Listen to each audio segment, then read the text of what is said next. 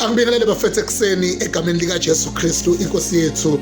Vuka sikhuleke on YouTube, Siphe Sihle Mpembe on Facebook. This is another day that the Lord has made. It's a Sunday. Let us go and worship the Lord. Yazi nje makuthiwa khona into ongazenzela yona namhlanje for your soul, for your mind, for the reformation of your senses, for direction is to go and worship the Lord. Nami kublanga yokhonza khona uNkulunkulu akubalekile ukuthi uyakuphi for the fact that you are going to worship the Lord ngoba nala ucabanga ukuthi kungcono khona yila abantu abathi bayokhonza khona inkosi nala abathi akukho ngcono nina nibona ngathi akukho ngcono kodwa bavukayo namhlanje begeze bathi bayokhonza inkosi. So may the Lord God bless you. Namhlanje ke bafethu lithi izwi kaNkulunkulu ungayeki ukwenza okuhle. Ukuthi uJakobe usho njalo uthi ungayeki ukwenza okuhle ngokuba uyakuvuza ngesikhathi esifaneleyo. Sometimes uma senza izinto siyasicabanga ukuthi senzela ukuthola ireward kubantu, siyasicabanga ukuthi senzela ukunconywa ngabantu. Uma kukhona okuhle okwenzayo ubona abantu bethule bengasho lutho, bengakuncomi, bengagqugquzeli, beyethulele nje, uyacabanga ukuthi lento yenzayo ayikho right.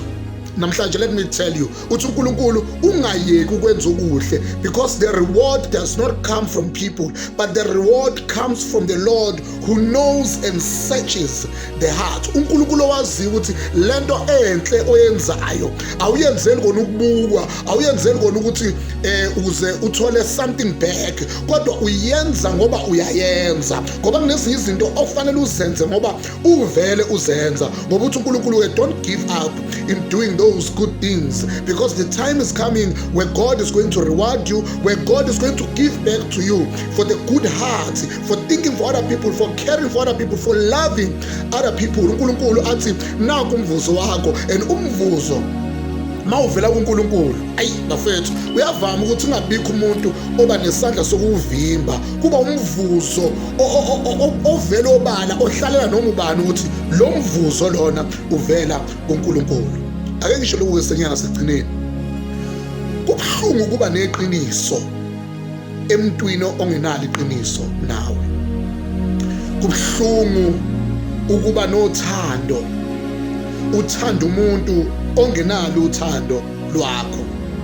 Ngithi mina kubhlungu ukucabangela omunye umuntu kodwa yena angacabangeli, kubhlungu ukhalela umuntu kodwa yena ongenanyembezi ezikhalela wena. Ngithi mina kubhlungu bafethu ukuncenga umuntu ongakuncengi, ubone ukuthi yazi you are giving all your effort ukuncenga lo muntu kodwa yena ayikho imizamo, whatever ayenzayo is for his or her own benefit. Ayikho into ekhomba ukuthi uyakuncenga. Mawuke wathi usuyahamba uvela athi hamba, mawuke wathi sengiyayeka uvela athi yeka. Akanayo into ekhombisa ukuthi kukhona into engamlahlekela uma engalahlekelwa uwe. Kubhlungu ukuthi usize umuntu ongakusizi yena futhi ongalingaza acabange ukuthi kungakhona into akusiza ngayo. Uncamela ukuyosiza abanye abantu abangazange bemsize kunokuthi asize wena. Ngithi mina kubhlungu ukuvikela isithunzi noma ukuvikela umuntu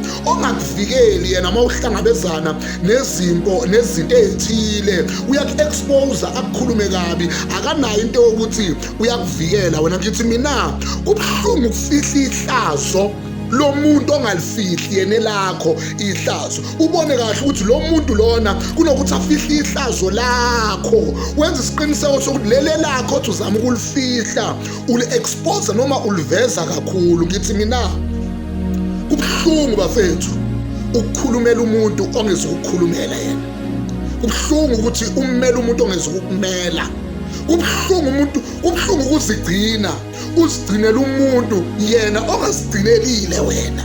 Buhlungu bafethu.